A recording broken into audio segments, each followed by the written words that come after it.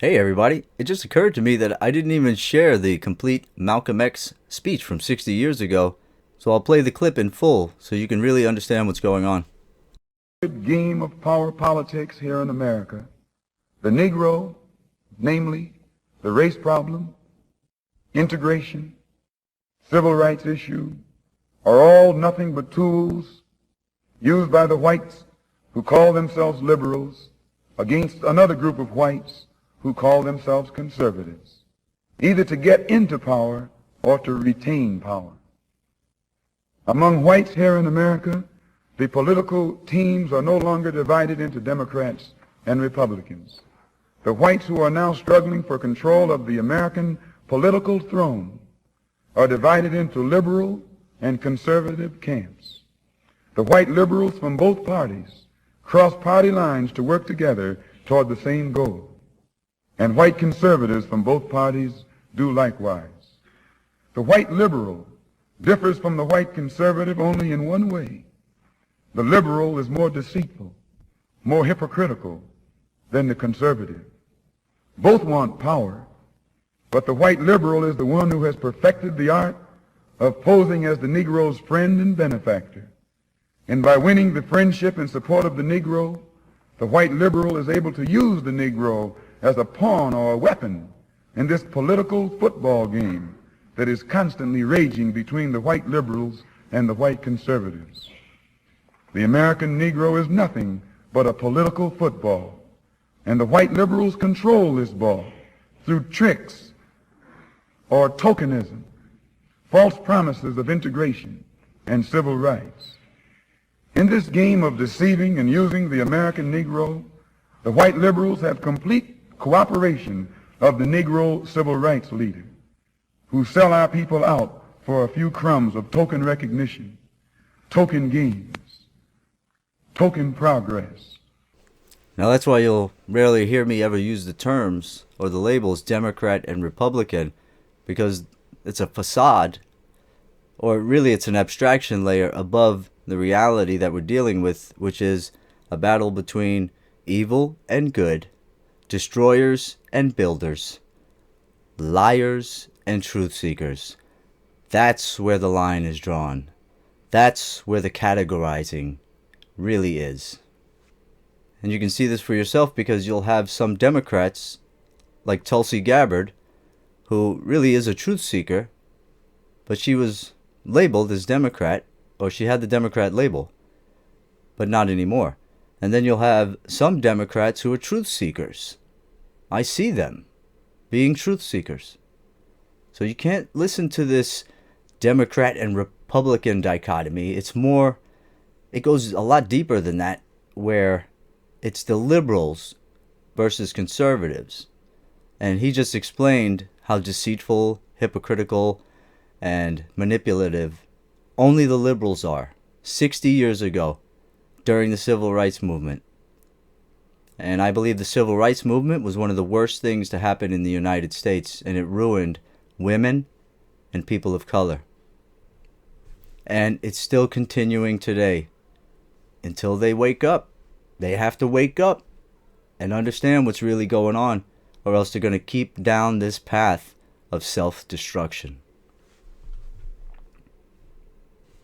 Now here I put together, just to prove that my title is not misleading, I am gay and I'm Arab. Gay. The word gay arrived in English during the 12th century. It means blah blah blah, joyful, carefree, bright, and showy. That describes me to a T. I am super gay. Totally gay. And I mean totally gay. And Corey is a Levantine surname of Latin origin that is common to Christians in the Near East. The term Corey means priest in Levantine Arabic and derives from the Latin word curia. I'm Arabic and I'm totally gay. So my title is not misleading at all. Now, hearing what Malcolm X had to say, and understanding, if you're somebody who's awake today, you really understand what's really going on. But there's so many brainwashed people out there that don't, and that's why I'm making this video.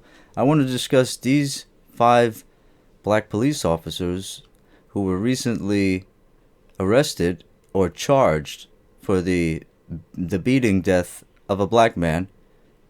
They beat him real bad, and then he died 3 days later. And now I want you to listen to the politicians and the black news commentators. They're all liberals. They're all on the left. And I'm going to show you how the lie. This is how they operate. Watch. Let me ask you, the Chief C.J. Davis, when in my interview with her, she said that all the officers being black, it takes race off the table. Do you agree with that? No, I don't. I think that I understand what the chief was saying, and I think she really handled this situation in a very professional way. She moved swiftly. She ensured that those officers were removed from the department. She took all the necessary steps. But I think race is still on the table. When a culture of policing historically has treated those from different groups differently, even when the individuals are from that same group, that culture can still exist, and we have to zero in on it, being honest about it. Look, what I'm trying to explain here is that there is a systemic reality of white supremacy that produces racist white cops and racial gatekeeping black and brown cops, okay? Bananas. Straight cuckoo bananas, people. Don't you see what's going on? They're trying to blame this on white people and white supremacy. That these 5 black cops beat a black man to death. It's systemic.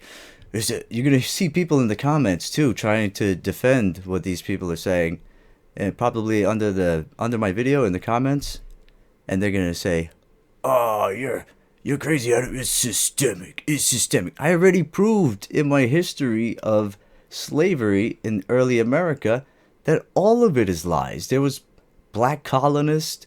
The first man to own a slave lifelong was a black man. These are simple things to find out, but so many people are brainwashed. Blacks and whites were getting rich from the beginning here together. And somebody came along and screwed that up. I wonder who. I wonder who screwed that up. Maybe the people Malcolm X was talking about. This is the reality. And this is what black people have to deal with. Now, there'll be people also watching right now going, first of all, because they're black police officers, it means it's not racist. No, it means that you've not educated yourself on how systemically white supremacy works. Black and brown racial gatekeepers exist in policing, exist in our healthcare system, in our politics. They exist everywhere, and their point and their representation. What this is people blaming others for their failures due to them being brainwashed, them having these victim cards. It ruins people, and now they're trying to pump these victim cards into 3 and 4 and 5 year old little kids of color. And I hate that term anyway because it's such a dumb term. I'm a person of color, and I shrug that whole term off. I'm not getting in the people of color basket because it's stupid and it's hateful, and it's trying to unite everybody in the world against one group of people, the white people, the Europeans, and it's sinister and evil.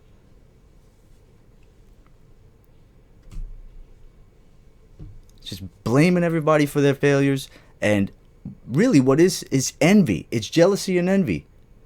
When somebody's doing better, when a group does better than another group, the other groups get envious and jealous. That's why all the betas hate the star quarterback, because he gets all the girls and all the good stuff, and he's probably tall and handsome. So all the betas under him hate him, and all the girls hate the head cheerleader. Haven't you ever noticed that? That's what we're dealing with: envy and jealousy. That's why they hate Asians too. Because Asians do really well economically, in schoolwork, in mathematics, and all that stuff. And I'm not talking about just black people. It's white people too, leading this whole charge. It's Asians too. Asian liberals, white liberals, black liberals, Middle Eastern liberals, African liberals. Everybody is split down the middle between good and evil, and it's programmed that way for a reason. And in a future video, I'm going to explain the eternal battle between good and evil and why it's a necessary beautifully programmed function. And trust me, I do not hate it. I love that it's programmed that way. But to bring us back to a balance where we're at our best, we have to expose these liars and demons of every race. This is Maxine Waters, a politician from California, who is one of those people that Malcolm X was describing. She's one of the black leaders. She's one of the leaders of the black community who is out for personal gain, getting these little bit of crumbs off of destroying black people her entire life. Black cop. If they are brutally beating and targeting and killing young black and brown men and some women, we've got to stay out there. We've got to protest. We've got to challenge them. We've got to say to the police association to stop elected officials from taking your...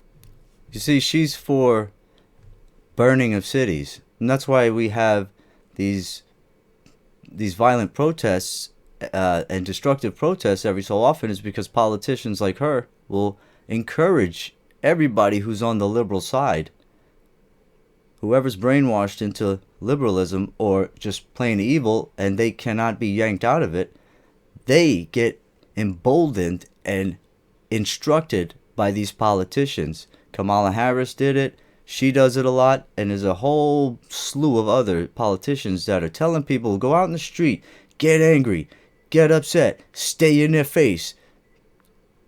No justice, no peace. No justice, no peace. Don't you get it now? This is how they destroy. This is a battle between builders and destroyers, liars and truth seekers. Or truth seekers and liars, builders and destroyers. Good versus evil. your money so that they will not act against you when you are basically protecting these road cops. So we've got to do all of this work. And some people don't like it when I say stay on the street, protest.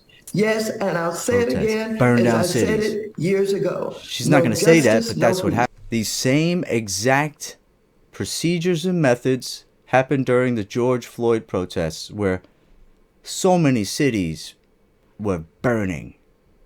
So many people were killed. So much destruction and damage because of these politicians saying, no justice, no peace. But it's all a bunch of lies. They're trying to blame white supremacy and the American system. That is also a lie. If you see somebody in the comments talking about, oh, it's the systemic, just tell them they're morons, because they are. They are the demons trying to keep all this going, trying to keep all of the destruction, hate, violence, and mental illness, drug-addicted people all over the streets, pooping with needles everywhere, and you can't even walk down the streets anymore in some of these cities because you'll step in poop and needles. And that's liberals. Liberals. They create more homeless tent cities full of drug zombies with their false compassion. And you have to understand, Malcolm X knew what he was talking about. And I know what I'm talking about. They're lying about their compassion for people. They want to see the world burn. They want to see more drug zombies and tent cities growing everywhere. And this is how you have a great nation brought to its knees by the demon horde. So listen, guys, don't get upset. I know I'm very passionate and animated when I speak, but it's because I have a lot of feeling for this topic and subject, because I've done a lot of research. And I promise I'm going to make a video about the eternal battle between good and evil, and how I don't hate the left or liberals or anybody. I view it as a necessary function in my human experience. And I'm going to explain all of that in an upcoming video. So don't get upset. Just understand reality. Wake up and wake others up around you. The more you just let people go around sleepwalking, some people won't be able to be shaken out of this brainwashing. but a lot will. I have shaken quite a few people out of the brainwashing that they were in. And I don't know if it's actually they're just lying and submitting and they are pure evil. I can't determine which is which. What I think happens is that it happened in the 60s and 70s here too, where America was self-destructing and the hippies did all of that. The whole liberal hippie movement almost destroyed this country, and Jimmy Carter destroyed the economy. It was all liberal guided policy and sociopolitics. But we came out of that. The pendulum swung back. And that's why I'm hopeful, because as I study history, I see the pendulum swinging back and forth all throughout history. In favor of evil, then back to favor of good. In favor of evil, back to in favor of good. We strike a balance in that pendulum right in the middle. That's when we're at our best, when we're not too conservative and we're not too liberal. We're not too left and we're not too right. There's a balance to be struck, and that's when we're at our best. But right now we're heavily unbalanced to the left, and we have been for maybe 100 years. Certainly 60 years. Malcolm X's speech proves that. And it's not just Malcolm X. There's plenty of people. And so I'll end this video with a clip from Truman Capote, which is very old as well. So I'm going to prove it's not just Malcolm X. And Truman Capote was a white guy. And he understands the liberal also. And I'll just bid you farewell and have a good night. And here's Truman Capote. Of liberalization, that they automatically distrust anything, any report that comes through law enforcement agencies of any kind. They just have no respect for them, so they say. But what is interesting to me is that this year the FBI report was released, and for once they shut up, and had to agree that this was really extremely alarming, and they couldn't disprove the statistics at all, which are accurate. There's a kind of a bias towards crime. People identify with criminal mentalities to a degree that I don't think they ever did before. And you mean the Bonnie and Clyde type apotheosis? But that's just a piece of glamour, I meant something different from that. They associate crime with a kind of rebelliousness, which it really isn't. It's just creating chaos for chaos' sake. And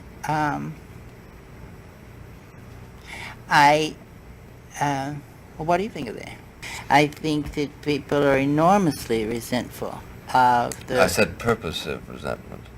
I know well, that you see, there's a certain guilt there. And any sort of liberal, intellectual, or person who pretends to be, they feel automatically guilty about associating themselves with the police. That's what it really comes down to. I mean, if you want to prevent crime or are interested in law enforcement, you automatically associate yourself in some degree with law enforcement. And many people feel very guilty about that. It's quite wrong of them and very stupid, but nevertheless they do. And why? Is it because the cop is traditionally the guy that the czar sent out with the knout to club young Democrats? Is it the old sense of the cop being the villain? That was one of those liberal myths, Bill. I mean, you know perfectly well what I'm talking about. Yeah, I know, but I want you to tell me why it happened. Stop going on about it. Why did it happen? I want you to explain it. I'll explain my conservativeness. Well, but I mean, that the whole idea of being anti-police or anti-law enforcement is just part and parcel of the whole liberal establishment, too. But it's much more visceral, too, than that, because it's a thing you can't discuss with them. Yeah.